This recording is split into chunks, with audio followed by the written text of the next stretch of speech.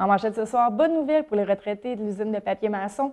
Journée porte ouverte au centre actuel et on glane des pommes pour les banques alimentaires.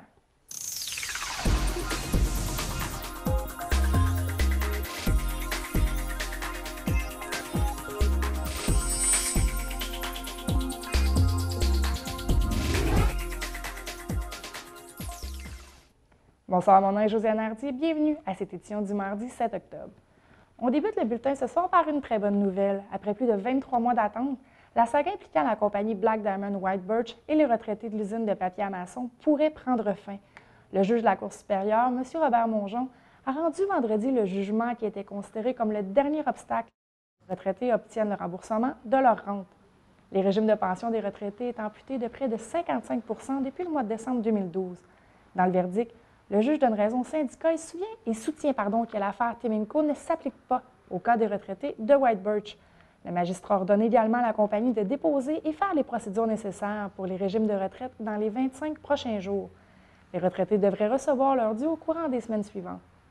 Cette saga touche près de 175 anciens travailleurs de papier maçon qui sont privés, je vous le rappelle, de leur rente depuis quasiment 2 ans. Certains retraités ont perdu leur maison et leurs biens, alors que d'autres sont tombés malades suite à la pression ressentie durant les mois d'attente. Malgré le jugement, les retraités ne crient pas victoire trop vite et seront heureux lorsque les sommes dues seront dans leur compte en banque. Tout au long du processus, les retraités ont reçu l'appui de toutes les sphères politiques, soit municipales, provinciales et fédérales. D'ailleurs, mon invité à ce sujet plus tard à l'émission est le vice-président de l'Association des retraités, M. Denis Charlebois. Mais pour l'instant, on vous présente un extrait de l'émission Parole à l'élu sur le sujet avec le député provincial, M. Alexandre Iraca. On a envoyé une lettre d'appui pour accélérer le dossier au coordonnateur des juges pour qu'il rende le jugement le plus vite possible. On ne lui a pas dit quoi écrire dans le jugement, mais on lui a dit, s'il vous plaît, rendez le jugement le plus rapidement possible. Il y a des travailleurs qui vivent actuellement un drame humain. Et le jugement, heureusement, là, a sorti vendredi dernier, là, en fin de semaine. Là, on va prendre le temps de le lire comme il faut, de l'analyser, mais ça semblerait, à première vue, une excellente nouvelle pour les travailleurs. Donc, les travailleurs ont été tellement échaudés par le passé pour toutes sortes de délais juridiques. On va être très, très prudent, mais ce que je peux vous dire, c'est qu'en théorie, ça serait la fin de la saga juridique et les travailleurs, les retraités pourraient être payés. On va suivre le dossier jour par jour pour faire en sorte que les retraités reçoivent leur chèque le plus rapidement possible. Un peu scolaire maintenant. Je vous en parlais la semaine dernière. L'École Saint-Jean-de-Brébeuf dit non à l'intimidation. Toute la semaine dernière, les élèves ont pu participer à des activités afin de démystifier le fléau. Vendredi était la marche pacifique dans les rues avoisinantes de l'école. Tous habillés de blanc, les élèves ont parcouru leur banderole en avant-plan, banderole sur qui, je vous le rappelle, chaque élève y a posé sa main. Jérémy Laplante est en 6e année. Selon lui, les intimidateurs ne font que chercher l'attention. On peut l'écouter. C'est pour montrer la paix puis dire non à l'intimidation. C'est des personnes qui cherchent comme toujours l'attention puis que ils font mal aux personnes, soit mettons en leur faisant des gestes ou en leur disant des méchantes choses, en les traitant de non. Il faut tout de suite aller en parler à un adulte. Faut pas trop s'en mêler parce que sinon ça pourrait aggraver le conflit. Le centre actuel, situé au 501 rue des Pins dans le secteur de Buckingham, tenait ses portes ouvertes aujourd'hui en matinée. Les gens présents ont pu en apprendre plus sur le centre et sur sa mission. Le centre actuel, je vous le rappelle, est fondé en 1984 par un groupe de femmes ayant un intérêt commun pour la condition féminine. Membre du regroupement des centres de femmes du Québec, l'organisme communautaire œuvre pour l'épanouissement des femmes et leur offre de l'aide sur toutes sortes de plans afin qu'elles prennent leur place dans la société et la communauté. Les services d'écoute, soit par téléphone ou directement au centre, sont disponibles, tout comme les services de halte-garderie et d'accompagnement pour les femmes enceintes ou les mamans de 21 ans et moins. Pour plus d'informations sur les services, vous pouvez contacter le 819-986-9713. C'est la semaine de la prévention des incendies à Gatineau, du 5 au 11 octobre, sous le thème « Sitôt averti, sitôt sorti ». De nombreuses activités auront lieu partout dans la ville afin de faire de la prévention. De nombreuses écoles primaires auront une pratique d'incendie afin de bien inculquer aux jeunes les marches à suivre si un incendie survient. Le concours pompiers et pompières d'un jour se déroulera du 5 au 17 octobre. C'est près de 22 000 élèves âgés de 5 à 12 ans qui seront sensibilisés aux événements de prévention et à l'environnement qui entoure le métier de pompier. le 8 octobre prochain est la grande évacuation. Campagne de sensibilisation organisée par le ministère de la Sécurité publique du Québec. Les citoyens sont invités à procéder à un exercice d'évacuation de la résidence à 19 h pour ainsi mettre à l'épreuve leur plan d'évacuation. Pour en savoir plus, des vidéos et les informations sont disponibles sur le site Internet de la Ville de Gatineau au www.gatineau.ca. Côté municipal maintenant, le maire de Gatineau, Maxime Penneau-Jobin, n'a pas apprécié une décision de la Conférence régionale des élus de l'Outaouais. Ces derniers ont accordé une enveloppe financière plus légère à Gatineau dans l'entente pour l'amélioration des conditions de vie des aînés. Gatineau va recevoir 29 du montant disponible. Dans un communiqué de presse, le maire a qualifié la décision d'injuste et a rappelé que, et je le cite, 66 des personnes âgées de 65 ans et plus et 69 de celles de 75 ans et plus vivent en Outaouais, résident sur le territoire gatinois. Il poursuit « Je conteste fermement la décision de la CREO de ne pas distribuer de façon équitable un montant suffisant permettant de financer adéquatement les projets de nos aînés en milieu urbain. » Fin de la citation. Le CREO a émis un nouveau communiqué expliquant le processus décisionnel. Un montant de 1 189 891 $ est disponible et vise à appuyer des projets locaux pour améliorer les conditions de vie des personnes âgées en région.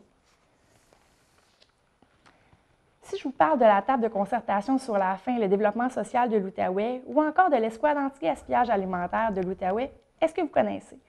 Projet de la table, cette escouade anti-gaspillage alimentaire va glaner sur les terrains des producteurs locaux afin de récolter des denrées qui seront redistribuées aux organismes de la région qui viennent en aide aux plus démunis.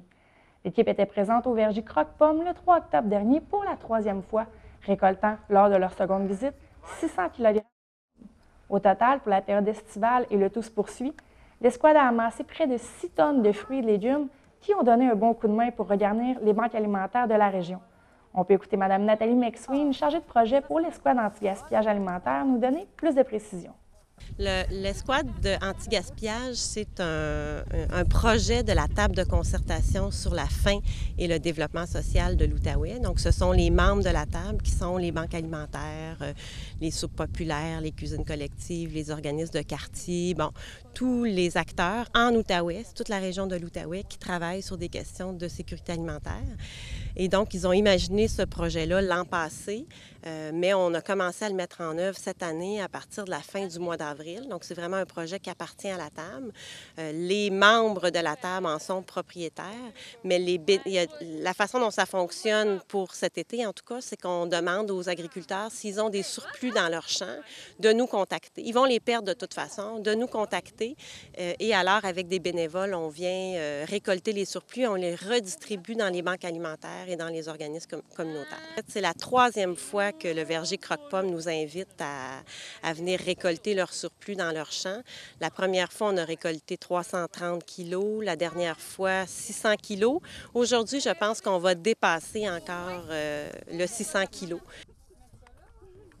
L'organisme L'Ami de l'Entraide a pu profiter du glanage des pommes par l'escouade anti-gaspillage.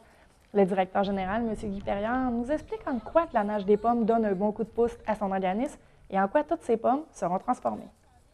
Nous autres, ça nous aide sur le sens que, premièrement, on produit d'autres produits avec.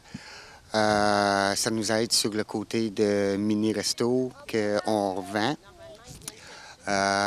Puis il y a également qu'on fait des produits comme des tartes, toutes sortes de desserts qui est redonné aux bénéficiaires qui viennent à l'Ami de l'Entraide.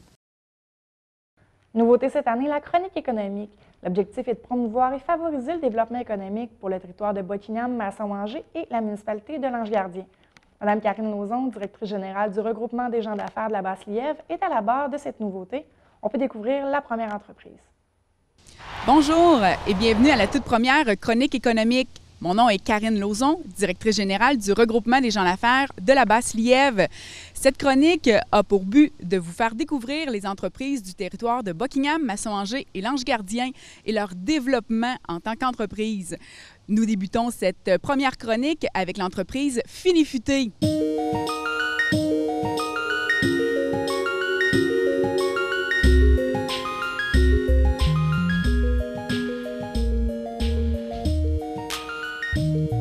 Nathalie, qu'est-ce que Finifuté? Fine et Futé, en fait, c'est une épicerie spécialisée dans laquelle on offre à nos clients une franchise de saucisses William J. Walter. Ça, c'est une 50aine de saucisses différentes en comptoir. On a plus de 375 bières de microbrasserie. On a la collection complète des accessoires de cuisine Ricardo. On a plein de produits fins. On insiste beaucoup sur le produit local. Donc, la ferme Moreau est représentée ici. Plein de produits de la petite nation, produits de Notre-Dame de la Salette, plein de choses intéressantes. On a des fromages fins, on a de la boulangerie, charcuterie. Donc, on a beaucoup de choses. Fine et Futé, c'est multiplateforme. En fait, c'est un peu les produits qui nous manquaient dans le secteur Est. Ça fait maintenant 1 an que vous êtes dans le secteur. Selon vous, qu'est-ce qui fait votre succès dans Buckingham et sur l'avenue de Buckingham? Quelques ingrédients différents. Tout d'abord, je pense justement c'était le fait que les gens devaient se déplacer souvent au cœur de la ville de Gatineau pour trouver beaucoup de ces produits-là. Donc maintenant, les gens du secteur Est ont l'esprit tranquille. Ils se disent, on a besoin d'un produit particulier, les épices de cru par exemple. Bien, on va chez Fine et Futé, on a les chances de le trouver. Il y a aussi le service conseil. On est habitué maintenant, les grandes surfaces, c'est dépersonnalisé, donc les clients doivent se débrouiller. Chez Fine et Futé, on essaie beaucoup de s'informer sur nos produits. On ne sait pas tout, mais quand on ne sait pas quelque chose, Google est là, on va chercher l'information, on appelle nos fournisseurs. Plusieurs d'entre eux nous invitent beaucoup à les appeler. Et donc, c'est ça le lien qu'on crée avec le client. Les gens, ce qu'on entend dire ici, c'est qu'ils ont l'impression de nous connaître, même quand ils ne nous connaissent pas. On a un service chaleureux. Les gens partent d'ici avec le sourire, c'est ce qu'on veut. Puis on n'a pas la prétention d'être parfait, mais ce qu'on fait, on veut bien le faire, puis on s'améliore tout le temps. Avez-vous des projets, soit dans la prochaine année ou encore qui s'en viennent, à nous parler? Bien, chez Fine et Futé, on essaye d'aller vers les événements maintenant en plus de la vente au détail. Donc, bientôt, on va avoir un atelier sur comment apprêter le foie gras. C'est le 29 octobre, en fait. En décembre, c'est Philippe Wouters qui revient pour une 2e édition d'une soirée bière et saucisses. On accueille le 5 à 7 du regroupement des gens d'affaires. Tu vas venir faire un tour le 8 octobre. Donc, les portes sont ouvertes chez Fine et Futé. N'importe qui veut utiliser notre petite place en avant, notre sandwicherie, des dégustations. Tous nos fournisseurs sont invités à s'installer ici avec leurs produits. Un peu avant de célébrer votre premier anniversaire, on nous a appris que vous avez agrandi un peu votre territoire et vous êtes installé à Gatineau. Pouvez-vous nous en parler, s'il vous plaît? Oui, en fait, c'est depuis le 1er avril. On est propriétaire du comptoir de saucisses à l'intérieur de la fruiterie Wakim au coin La Brosse et de la véranderie à Gatineau. Donc, c'est un endroit de plus où les gens peuvent se procurer nos saucisses William J. Walter. C'est sûr qu'à cet endroit-là, on est limité sur ce qu'on peut offrir à nos clients. Donc, le rêve ultime, c'est d'avoir pignon sur rue à Gatineau avec notre franchise de saucisses. Pignon sur rue où on pourra ajouter tous les produits qui font notre succès. C'est un work in progress. Bien, bon succès dans votre entreprise. Ici Karine Lauzon, directrice générale du regroupement des gens d'affaires de la Basse-Lièvre pour les chroniques économiques. Les retraités de White Birch, comme je l'ai mentionné en début de bulletin, ont les épaules un peu moins pesantes avec le jugement qui est tombé vendredi dernier. M. Délier Charlebois est le vice-président de l'Association des retraités. On écoute l'entrevue.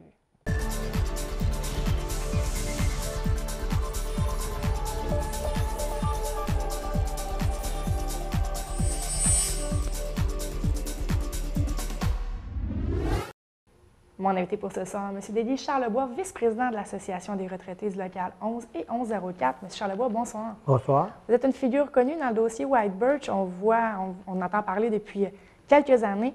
Un jugement a été rendu, un jugement heureux, mais j'aimerais ça qu'on fasse un petit retour en arrière pour ceux qui ne seraient pas au courant justement de l'histoire. Ça a débuté en 2010, votre combat, si je ne me trompe pas. Oui, ça a débuté en janvier 2010 suite à la compagnie qui s'est mise sur la loi de la LAC. Puis après ça a continué jusqu'en 2012. En 2012, décembre 2012, la compagnie a décidé qu'elle coupait les retraités de 56 % de leur fonds de retraite. Et depuis ce temps-là qu'on attend les décisions, les batailles qu'on a eues avec la compagnie, puis la justice, c'est ça. Puis, vendredi passé, à la fin de l'après-midi à 16 h, le juge Mongeon il a déposé son dossier en nous disant que c'était favorable aux retraités, que la loi, que Teminco ne s'appliquait pas à White Birch. Et depuis ce temps-là, on est bien heureux de cette décision. On va refaire encore un petit peu en arrière. Par contre, depuis 2012, vos votre régime de retraite a été coupé de 50 56 Donc, grossièrement parlant, les retraités n'avaient pas leur pleine pension, c'est ça. Exemple, si on prend un 1 000 vous receviez juste 500 On recevait moins. Moins 500 faire le 500. C'est ça. Après ça, oui. Je vous laisse aller. Après ça, qu'est-ce qui est arrivé une fois? Tous les fonds de la compagnie, on a tombé avec la Régie des rentes du Québec. Eux autres, ils ont monté le pourcentage, au lieu de 46, ils l'ont monté à 50 Disons, depuis un an, c'est ça, depuis un an, on avait 50 de notre chèque de retraite. Et là, pour bien comprendre, il y a deux problèmes, mais qui se rejoignent dans le milieu. On a les retraités, vous avec vos collègues, mais il y a les employés également qui sont encore à l'emploi dans l'usine, qui eux autres aussi sont touchés. Là. Oui, les employés dans l'usine, ils attendaient ce verdict-là parce qu'il y a je pense que c'est une quinzaine d'employés qui étaient prêts pour leur retraite, mais suite à la non-disponibilité des montants, du gel des montants d'argent, ils ne pouvaient pas prendre leur retraite. Et là, avec le jugement qui était... Avec le jugement qu'on a eu vendredi, et suite à ce jugement-là, c'était espéré qu'il n'y ait pas de contestation parce que les compagnies Black Diamond White Birch ont 20 jours pour contester la décision. Mais suite à ça, les procédures vont continuer. Puis ça souhaite que les gars dans l'usine puissent prendre leur retraite, puis que nos retraités puissent passer, comme on a dit il y a 2 ans avec Mme Maltais, nous souhaitait une rencontre avec Mme Maltais au mois d'octobre, elle nous souhaitait un joyeux Noël, un beau chèque en décembre, mais on n'a pas eu ce chèque-là. Ça souhaitait qu'on l'ait cette année en 2014. Je veux juste revenir sur le jugement. Vous parliez de la compagnie Temenco tout à l'heure. Oui. Juste pour les gens qui ne seraient pas au courant de la demande, c'est la compagnie qui a fait une demande à la Cour. Mais ça, c'est un dossier qui est... Temenco, c'est un dossier qui est fait avec... c'est une compagnie de l'Ontario qui avait déclaré la LAC. Après ça, ils avaient décidé, les autres, qui payaient tous les gens, les employés, les retraités, puis les cadres. Mais être au courant au complet, je ne suis pas au courant complet. Mais je sais que c'est ça qui était la raison principale pour le jugement du juge Mongeon, c'était le dossier Temenco. OK, la compagnie voulait savoir si c'était applicable ou non applicable à White Birch, Black Diamond White Birch, et c'est non applicable à la compagnie Black Diamond White Birch. Ça fait environ 23 mois que vous vous battez, vous donnez de votre temps, vous et tous vos collègues. Votre état d'esprit présentement, c'est laquelle?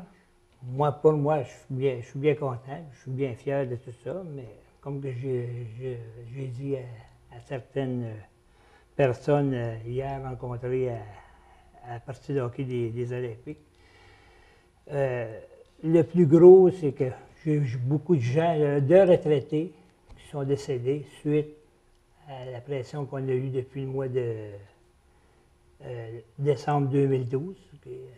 C'est de valeur, mais... Mais là, la bataille n'est pas tout à fait gagnée, là. Non, elle n'est pas tout à fait gagnée, mais d'après ce qu'on entend parler de beaucoup de gens, autant sur le bord syndical et non patronal, mais syndical, il ne voit aucune faille dans ce dossier-là pour avoir des contestations d'ici 20 jours. C'est à souhaiter qu'il n'y ait pas, que la continuité continue jusqu'à ce qu'ils mettent les chèques, qu'on ait des rencontres. Plus tard, dans le courant du mois d'octobre ou de début novembre, on devrait avoir des rencontres avec les gens concernés pour les chèques, les dépôts. C'est ça, la prochaine étape, c'est bien sûr, on attend le 20-25 jours si la compagnie veut contester le tout et après ça, les rencontres s'enclenchent. Ici, dans ce dossier-là, en attendant, le juge ordonne aux compagnies, dans les 25 jours suivants, de déposer à la Régie des rentes les conventions collectives avec les régimes de retraite. Ils ont 25 jours, puis une fois que tout va être dit, après ces 25 jours-là, la Régie des rentes va envoyer les avis aux compagnies d'assurance pour émettre les chèques, les dépôts. Après 23 mois, là? Après 23 longs mois, disons qu'on est bien heureux. En espérant pour vous un Noël joyeux en 2014. Je souhaite à tout le monde, oui. Merci beaucoup, M. Charlebois. Bienvenue, mademoiselle.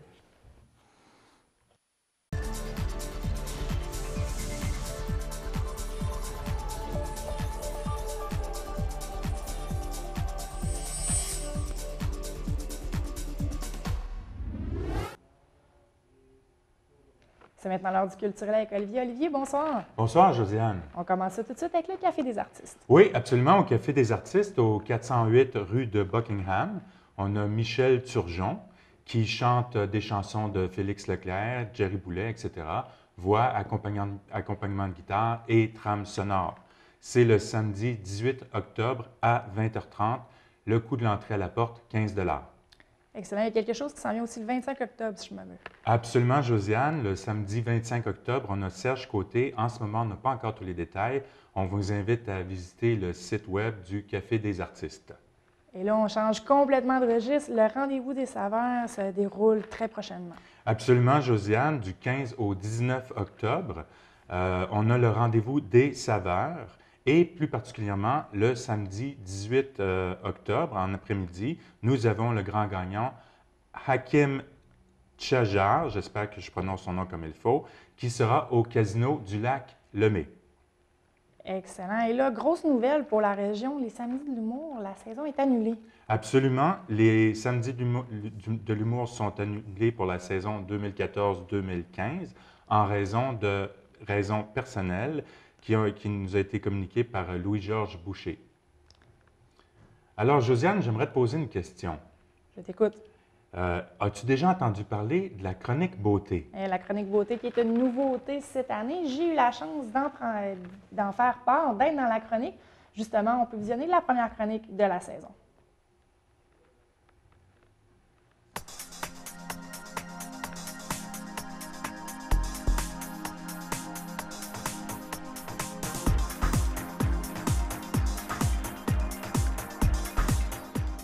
Il n'y a pas vraiment de couleurs spécifiques pour l'automne. Avec les yeux, on peut vraiment prendre nos couleurs d'été, nos couleurs de printemps, puis les remettre l'hiver pour les saisons un petit peu plus froides. Par exemple, qu'est-ce qu'il faut comprendre, c'est qu'on va vraiment essayer de matcher la couleur qui va aller sur nos yeux à nos vêtements. Donc, si on s'habille en couleur plus chaude, on va mettre des couleurs plus chaudes sur nos yeux. Qu'est-ce qui est bien important aussi de comprendre, c'est que le maquillage sur les yeux, c'est comme un peu un accessoire en même titre qu'un bijou ou des boucles d'oreilles. Donc, si on porte un foulard rose puis on veut le faire ressortir, on va vraiment agencer le rose sur nos yeux. Donc, un œil vert, un œil brun ou un œil bleu, on peut vraiment y mettre toutes les couleurs. Mais si on veut vraiment parler des couleurs qui vont faire ressortir nos yeux, évidemment, là, il y en a qui vont vraiment plus nous aider. Par exemple, si on va avec les yeux verts, on va vraiment miser sur les couleurs prunes, un rose pâle, un mauve pâle ou sinon le cuivré. Si on va aller avoir un petit look de soirée, on va même pouvoir prendre une couleur qui est un petit peu plus rouille. C'est pas tout le monde qui va oser, mais c'est une super bonne couleur. Si on veut parler un peu plus des yeux bleus, souvent il y a des gens qui vont dire « Ah ouais, des couleurs bleues sur des couleurs bleues », en fait, il n'y a vraiment aucun problème. Ça va vraiment venir ressortir notre pupille. On peut y aller aussi avec les cuivrés encore une fois. Et aussi avec parce que dans le fond, le cuivré, c'est un peu c'est la couleur complémentaire du bleu avec l'orange. Fait qu'on va miser sur ça ou avec les gros noirs pour l'œil charbonneux. Si on veut prendre les yeux bruns, ça, c'est les couleurs un peu plus passe-partout. Avec les yeux bruns, vu que c'est une couleur d'œil qui est un peu plus neutre, on va pouvoir prendre les bruns, mais toujours dans les tons un peu plus froides, les roses, les mauves également aussi. Puis une couleur qu'on n'ose pas toujours sur les yeux, mais qui fait toujours un super bon ménage, c'est les couleurs vertes. Donc, Olivier, plusieurs activités à la Maison des auteurs. Absolument, et c'est vraiment excitant. Au 164 rue Laurier à Hull, on a déjà le samedi 11 octobre une formation « Comment devenir blogueur » avec Nathalie Ayotte. Alors, 12 personnes maximum, c'est important de réserver à l'avance. Vous pouvez appeler au 819-770-3339. C'est de 10h à 16h. La même journée, à 19h30, vous avez le spectacle de Gilbert Troutet, auteur-compositeur, chant et guitare, avec Bertrand Crépeau, clavier, et Paul Parent à la basse. Pour que vous puissiez planifier vos activités la semaine suivante, je vous annonce déjà ce qui arrive le samedi 18 et 19 octobre, de 9h30 à 16h30. Nous avons la route du Parolier vers la Seine. Alors, ça s'adresse principalement pour les personnes qui veulent développer un spectacle, donc concrétiser un spectacle auquel ils pensent. C'est une formation de 12 heures. La date limite d'inscription, attention, est le 10 octobre. Le coût, 110 $. Vous pouvez communiquer avec Mme Catherine Paquette au 819-595-2601, poste 224. Un peu plus loin, le mercredi 22 octobre, de 17h à 19h, vous avez un lancement de livres et spectacle. Le dernier tableau sera rouge avec Michel Côté. Le samedi 25 octobre à 10h, vous avez un atelier d'écriture romans et nouvelles pour les auteurs en herbe avec Michel Lavoie qui a écrit pas moins de 53 romans. Le coût est de 50 $. Toujours à la Maison des auteurs, le samedi 25 octobre à 14h cette fois, une conférence de Nathalie Lauzon, un jour à la fois en images. Alors Nathalie prend des photos à chaque jour et elle a mis ça dans un livre. Elle va discuter de son expérience.